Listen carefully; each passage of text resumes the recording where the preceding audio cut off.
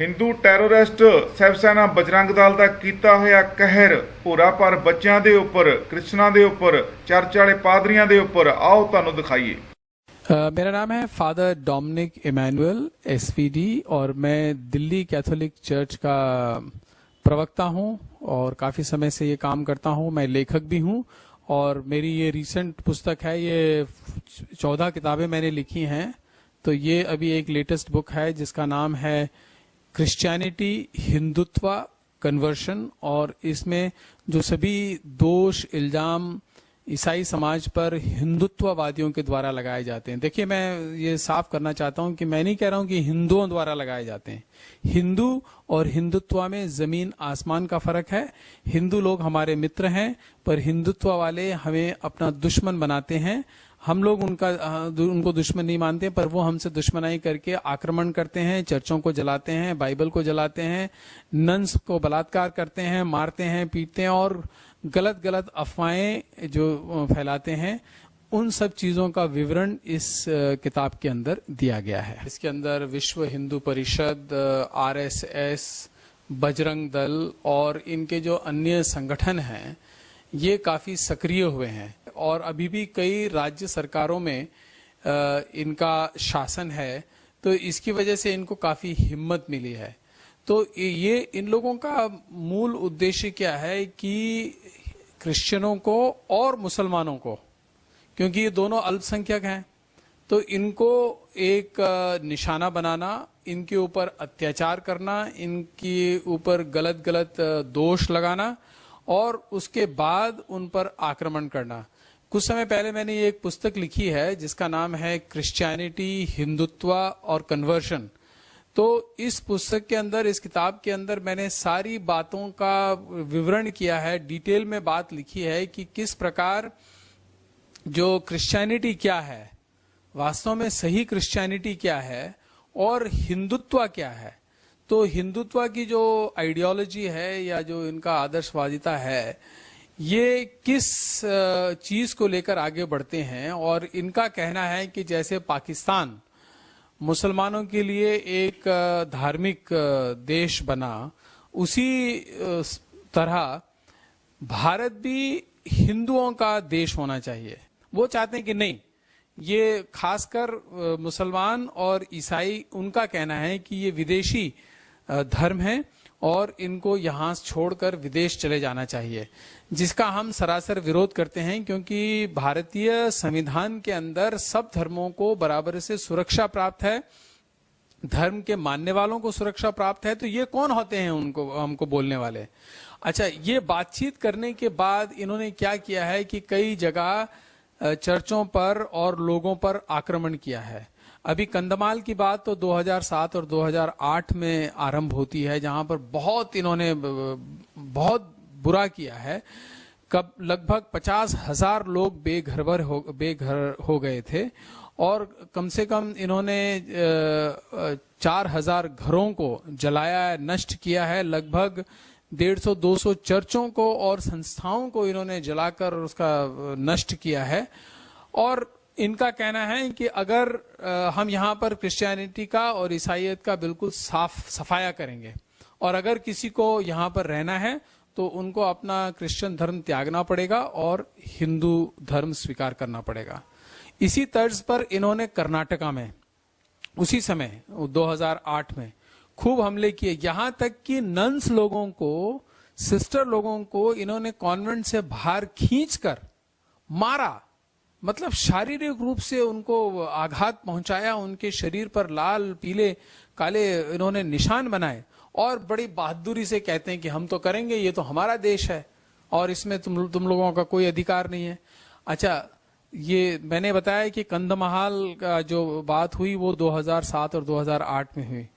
1999 में इन्होंने एक मिशनरी ग्राहम स्टेन्स और उसके 2 युवा पुत्रों को, एक 10 साल का था और एक 12 साल का था, उनको जिंदा जला दिया।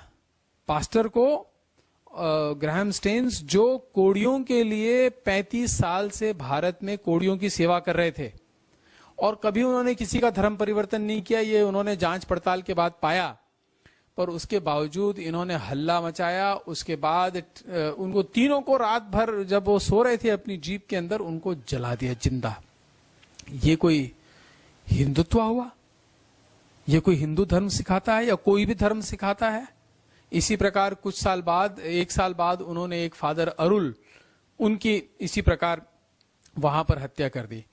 इसके साथ साथ एक दूसरी चीज जो चल रही है कि जितने भारतीय जनता पार्टी के शासित राज्य हैं, कई राज्यों में इन्होंने धर्म परिवर्तन के विरोध में नियम बना रखे हैं, कानून बना रखे हैं। यानी कि अगर मैं ईसाई हूं और अगर मैं हिंदू बनना चाहता हूं, मान लो, तो मुझे हिंदू बनने के लिए पहले कलेक्टर से और पुलिस से परमिशन लेनी पड़ेगी। ये कोई बात हुई है?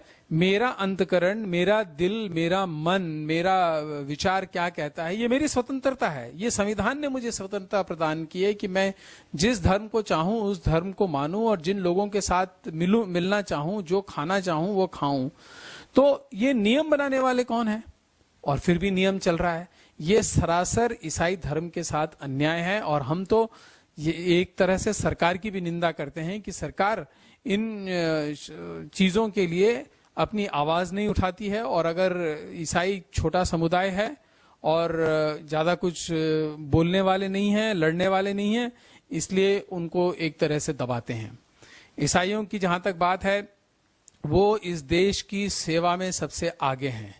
जितने उनके एजुकेशनल इंस्टीट्यूट यानी पढ़ाई के लिए और एजुकेशन के लिए चल रहे हैं, छोटा सा समुदाय है पर इतने सारे उच्च कोटि के, हाई स्टैंडर्ड के वो स्कूल चला रहे हैं, जिसमें इन सब के, हिंदुत्व वालों के सबके बच्चे पढ़कर निकले हैं, मीडिया वालों के बच्चे पढ़कर निकले हैं, जो हमारे सरकार में मंत्री हैं या जो अधिकारी हैं, वो सब इन स्कूलों से पढ़कर निकले हैं। देखिए, सबसे बड़ी बात यह है कि भारत की जो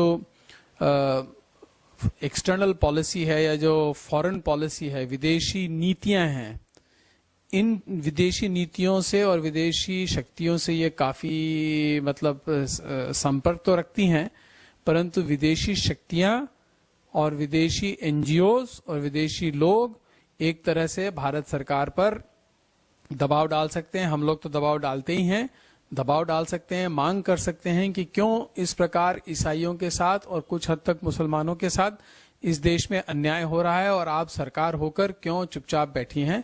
इसलिए मैं, जो हमारे प्रोग्राम देखने वाले हैं, उनसे सबसे पहले ये कहूंगा कि भारत देश एक धर्मनिरपेक्ष देश है। इसमें सब लोगों को बराबर का अधिकार है जीने का। और अगर कुछ लोगों पर अगर अत्याचार किया जा रहा है, जैसे ईसाई वर्ग पर अत्याचार किया जा रहा है, तो इसके लिए आप लोग भी अपनी आवाज उठा सकते हैं और अपनी आवाज लोगों के साथ जोड़ सकते हैं। और विशेषकर जो ईसाई लोग गरीबों की सेवा कर रहे हैं, इस देश में बहुत बहुत गरीब हैं, बहुत बड़ी संख्या तादाद में गरीब हैं।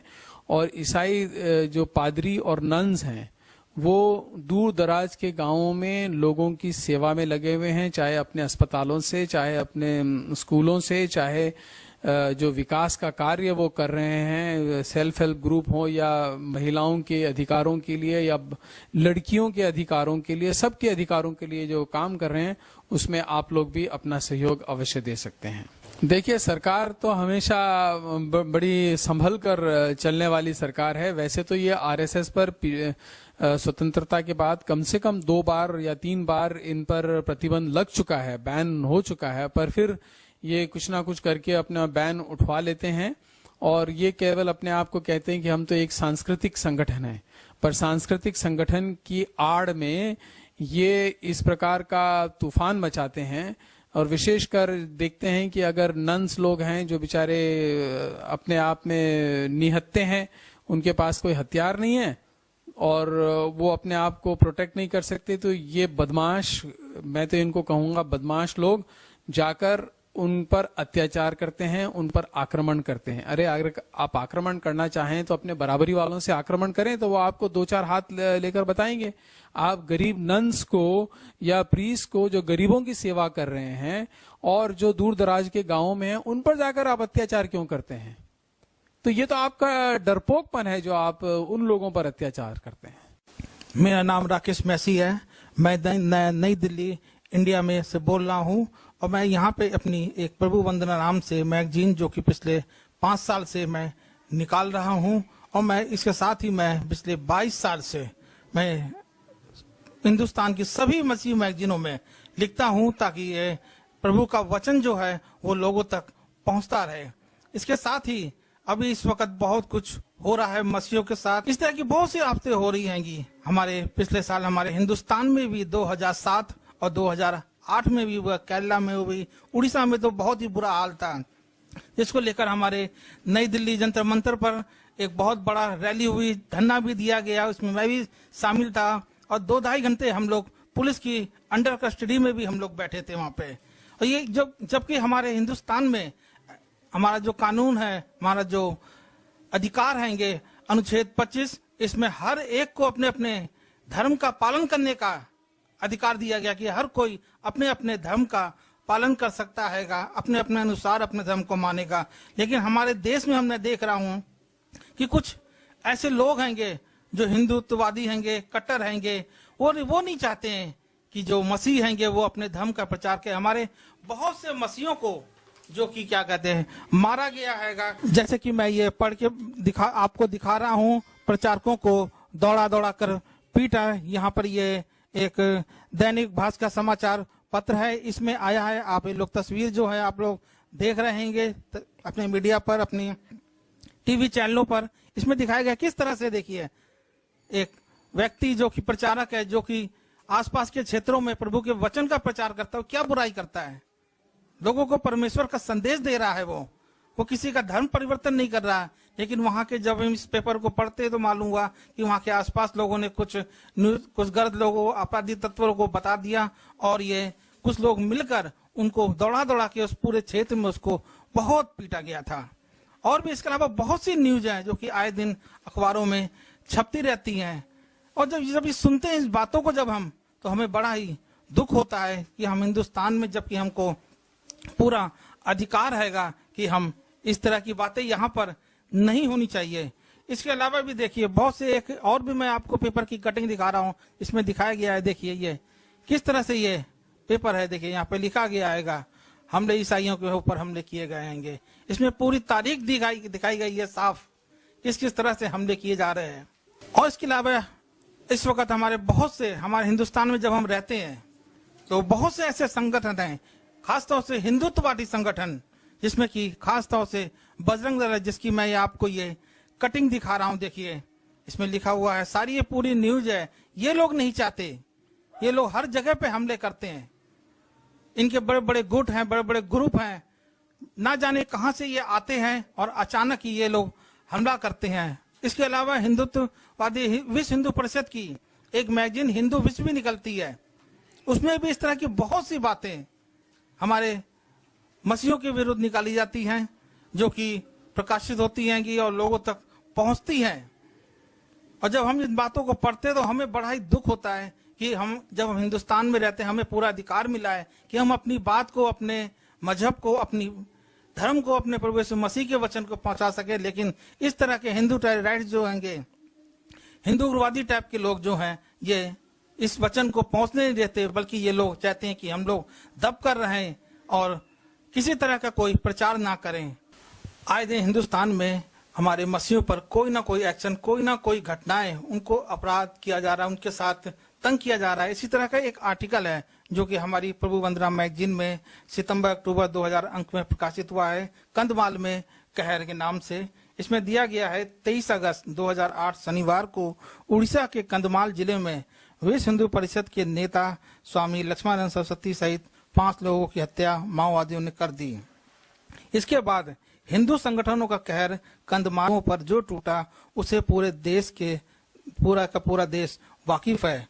इसके बाद अगले 5 दिन तक कंधमाल के मसीहों पर निरंतर हमले होते रहे और उन्हें अपनी जान बचाने के लिए जंगलों में शरण लेनी पड़ी। 25 अगस्त को नेता की हत्या के बाद भाजपा नेत हिंदू संगठनों ने राज्यव्यापी बंद का आह्वान किया। बंद के दौरान बारागढ़, संबलपुर, कोटापुर, फुलबनी, राज्य के अन्य हिस्सों में चर्चों को नुकसान पहुंचाया गया और पदमपुर गांव में एक अनाथालय को भी आग लगा दी गई, जो कि खूंटापाली गांव में था। इस घटना में वहां के कार्यरत एक महिला रंजनी माझी की मृत्यु हो गई। वेटिकन सिटी में पोप की तरफ से जारी बयान में कहा गया कि ऐसी घटनाएं लोगों की आजादी और प्रतिष्ठा का हनन है। ये घटनाएं शांतिपूर्ण सह अस्तित्व के खिलाफ हैं। वेटिकन के एक अधिकारी ने इटली के एक समाचार पत्र को दिए गए इंटरव्यू में कहा कि धर्म के नाम पर इस तरह के अपराध नहीं किए जा सकते। सबसे पहले आपको सबको धन्यवाद मुझे इस टीवी पर बुलाने का और मेरा इंटरव्यू लेने के लिए। जहां तक ये हकीकत की बात है, सब जानते हैं कि पूरे भारतवर्ष में क्या हो रहा है। आरएसएस की वो फंडामेंटलिज्म जो एक ग्रस्त कर चुका है सोसाइटी को, और विशेषकर जो उड़ीसा में, मध्य प्रदेश में, छत्तीसगढ़ में हम देखते हैं बहुत सारी चीजें ऐसी चल रही हैं जो प्रेस की तरफ नहीं आ सकती हैं। ना प्रेस को अंदर जाना मना है, ना उनके पास कोई जा सकता है, ना उनके पास जाकर हकीकत जानने का वो एक तरह का मौका भी नहीं मिलता। इसलिए जो कुछ हो रहा है बहुत गलत हो रहा है, और एक तरह का अगर हम रिलीजन को अलग रख के बात करें, इंसानियत के तौर पे देखते हैं, तो ये बहुत गलत है। एक दूसरे को मार डालना, एक दूसरे के विश्वास को निचोड़ना या उसको किसी तरह से गला घोंटना, ये ठीक नहीं है। संगठन द्वारा खास करके उन असहाय ईसाई भाई बहनों को दिया जाता है कि उनसे बाध्य किया जाता है कि आप वापस चले आओ, हिंदू धर्म को स्वीकार करो, हिंदू धर्म में रहो। ना ही पहले हिंदू धर्म में तो वो थे नहीं, उनका कोई अपना कोई धर्म नहीं होता है, वो अलग से लोग रहते हैं। जैसे आदिवासी लोग, उनका कोई धर्म नहीं होता, और उनको बाध्य किया जाता है कि आप धर्म पे वापस आ जाओ। और उनको कहीं जाना, किसी तरह से काम करना या किसी तरह से उनकी खेती बाड़ी करने में भी उनको मना किया जाता है। उनसे घर जला दिया जाते हैं और हर कुछ उनसे छीना जाता है, और इसलिए वो डर के मारे जीते हैं और आखिरकार उनके कहने पर जो कुछ कराना चाहते हैं वो कर लेते हैं। जहां तक अभी सवाल आया है, एक राम सेना है कर्नाटक में, और एक ये आरएसएस का है, और शिवसेना है, बजरंग दल है। ये सब ऐसे संगठन हैं जो है ईसाइयों पर अत्याचार कर रहे हैं और चर्चों को जलाते हैं और ईसाइयों को यूं मार डालते हैं और उनकी जल संपत्ति को भी नष्ट कर लेते हैं और या छीन लेते हैं। ये सब हो रहा है। बहुत सारी उड़ीसा में सबसे ज्यादा हुआ था, कंडमाल में। सर उसका तो अब ये मुझे कहना मुश्किल है कहाँ से शुरू हुआ और किस हद तक वो जा चुका है कि लोग इतने डरे हुए हैं, उसके बारे में बात करना भी नहीं चाहते हैं। यहाँ तक हुआ है। इन सब का जो है पता बता चुके हैं, सब लोग जानते हैं, क्योंकि हमारे नेशनल टीम जो है, नेशनल तौर पे जो संगठन है हमारा, उन्होंने प्रेस को बताया और प्रेस को रिलीज भी कराया है, प्रेस को अवगत कराया हर एक चीज को कि कहाँ क्या क्या हुआ है। लेकिन वो तरीकों को आप किसी तरह से और इस सोसाइटी को नष्ट करना चाह रहे हैं, सोसाइटी को फैब्रिक को ही खत्म करना चाह रहे हैं, जो एक सदियों से चलता आ रहा है। आप जो है एक तरह से सोच एक तरह का फंडामेंटलिज्म और एक दूसरों को अपनी किताब से निकाल के अलग रखने का, हम अच्छे दूसरे बुरे हैं, इस तरह की बात करके लोग जो इंसानियत के खिलाफ ही काम कर रहे हैं, धर्म के काम के नहीं। हर इंसान इस तरह से सोच कोई काम करता है, वो इंसान के खिलाफ काम करता है, धर्म के खिलाफ होते हुए भी करेंगे। तो ये छोटे छोटे कांटे हैं, हम इसको बड़ा कांटा मारना नहीं चलते, क्योंकि हर किस्म के जीवन में, हर एक के जीवन में कभी न कभी कोई ऐसा रोड आ ही जाता है। उस रोड निकालने के लिए कोई और आता है।